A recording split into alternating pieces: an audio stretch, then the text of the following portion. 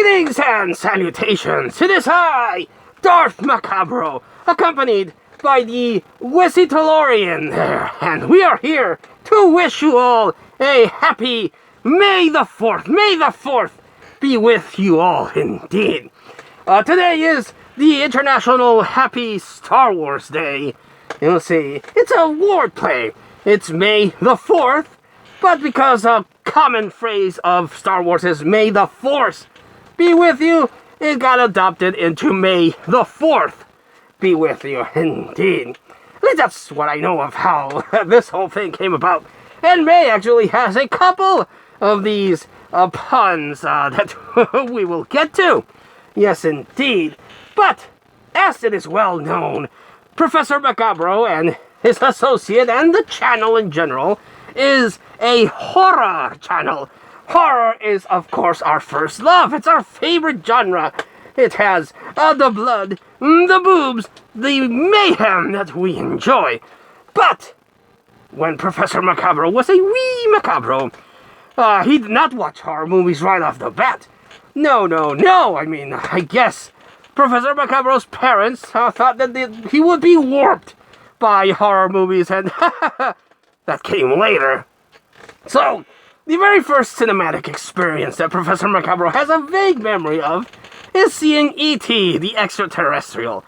But the movie that he fondly remembers and left a big impression on his brain and is what inspired his love for cinema is Return of the Jedi. Yes, indeed, my godparents took wee little Macabro to the movies, and I remember that we were going to see, by the poster, some lovey-dovey romantic movie, and I was like, I don't want to watch that shit. And then I saw the poster for Return of the Jedi, and I was like, well, shit, this looks amazing, and since they're taking me out, I'm going to be a little brat and convince them to take me to see Star Wars Return of the Jedi, and they did, and Professor Macabro's world was never the same. No. I saw that movie, and I was blown away by these super cool characters. Of course, my favorite one is Darth Vader. Indeed, the cloak, the look, everything. And also, this is where the Emperor showed up with his red Imperial Guard, and the contrast of red and black left a very deep imprint on Professor Macabro. That's why my two favorite colors are red and black. Yes, indeed. Which then followed when I started watching basketball and I saw the Chicago Bulls, and their color scheme was red and black, and I was like, I'm gonna follow the Chicago Bulls because even though I'm not from Chicago, I like their color scheme. And a lot of the things that Professor Macabro likes are based on the red and black color scheme, indeed. But back to Star Wars. So, saw this, and I was blown away by Darth Vader. He looked so freaking cool. And again, the Emperor, the Empire. I will freely admit I like the aesthetic of the bad guys in the Star Wars universe. They just look cooler. The Rebels are like, these scrappy nerf hoarders that are just trying to stop the superior Empire. But the Empire's where it's at. They look fucking cool. Darth Vader. Then we had Darth Maul. The Emperor, the Stormtroopers, the Death Troopers, the Crimson Troopers, the Mandalorians. Just fucking cool. I love the way that the Empire looks. Indeed. They have the cooler ships. The Star Destroyer, the Death Star. Yes, indeed. Kinda wish the Emperor would have won, but then that would have fucked up the storyline, I guess.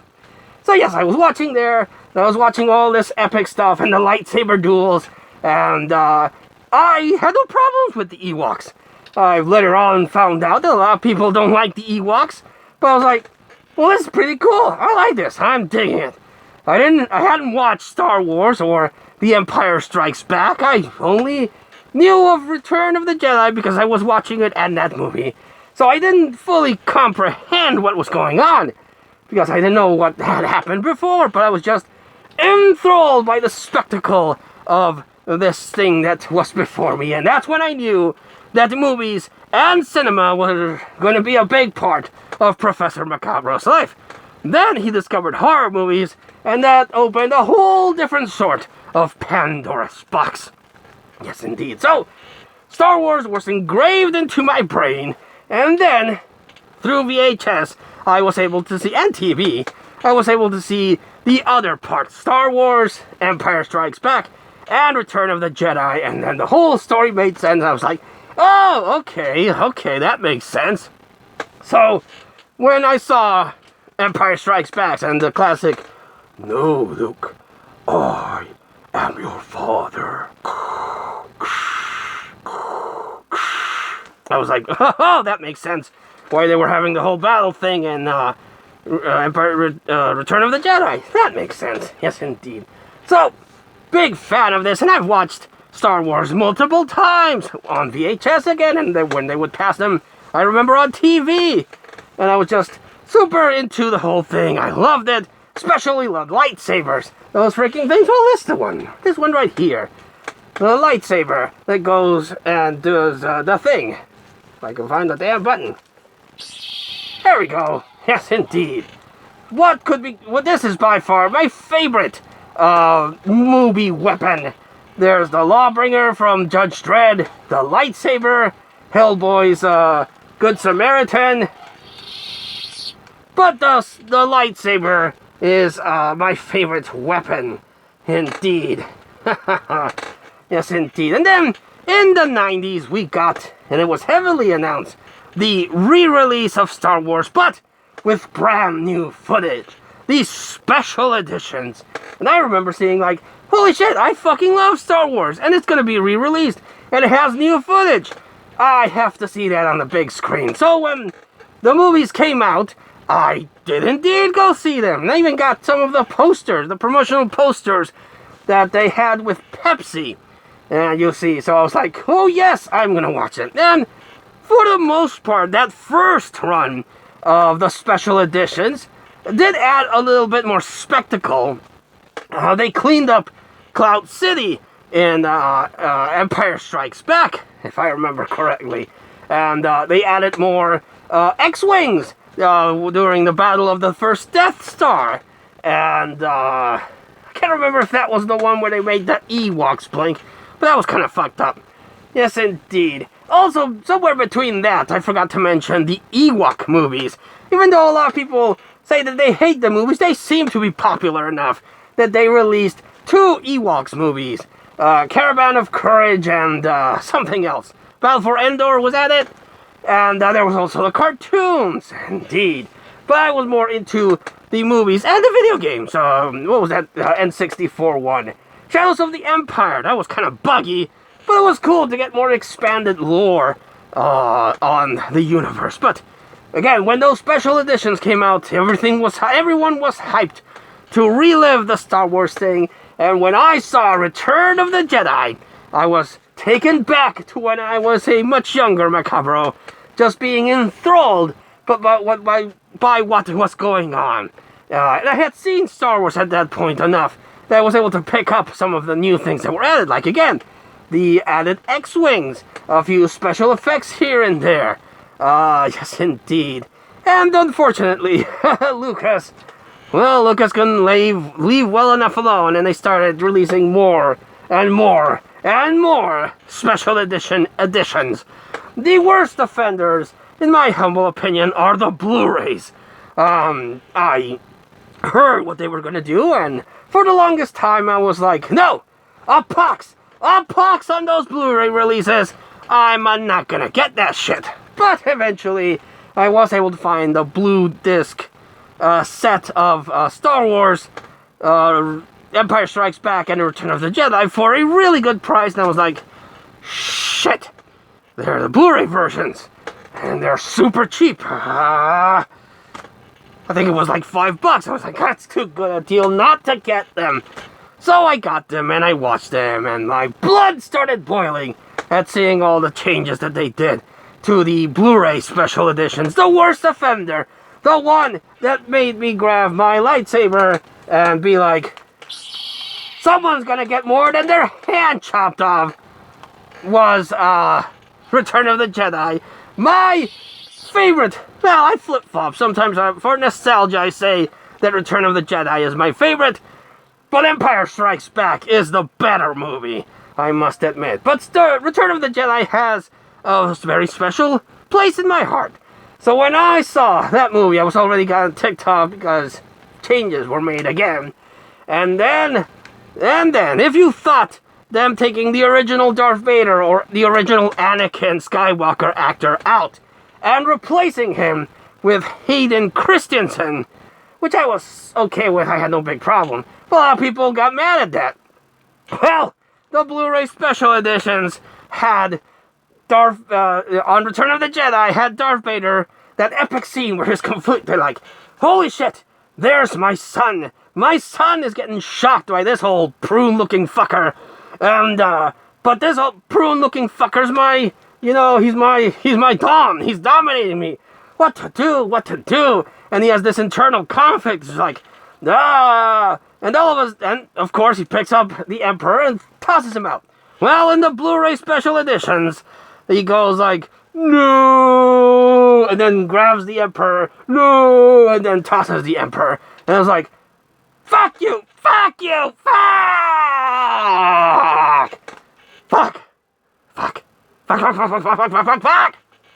That was stupid.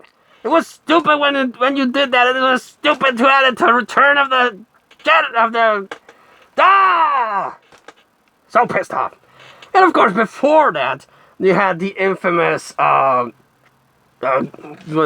shot first, but then they switched it to Greedo shot first, and then you had the whole weird thing where Han's head goes like, and dodge the bullet. I'm like, oh, stop it! Harakiri! But then I'm like, well, why am I killing myself? Someone should get rid of Lucas, and eventually Disney did. Yes, indeed. But if you can find the original releases of Star Wars, they're very good. Even the first special editions get a pass, and despite the whole Greedo shot first thing. And also, in the original Star Wars, Jabba the Hutt was a human because they didn't have the budget to make him an alien. And then in the special editions, they replaced Jabba the Hutt with the human Jabba the Hutt with the slug creature that we know and love. Yes, indeed. But oh boy, the poor Star Wars movies have gone through so much shit.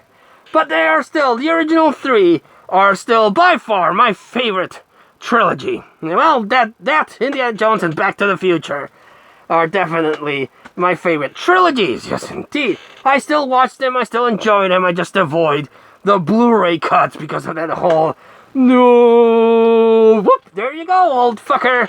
Oh, I still think of that and it pisses me off. But let us not let Professor Macabro's rage attack sour Star Wars. Again, it's a great series of movies. Star Wars, Empire Strikes Back, and Return of the Jedi are great cinematic experiences that I recommend you see, except the Blu-ray cuts, because that's shit. Yes, indeed. Let me know what your experiences of Star Wars have been. Did you enjoy the originals? Did you get to watch the originals?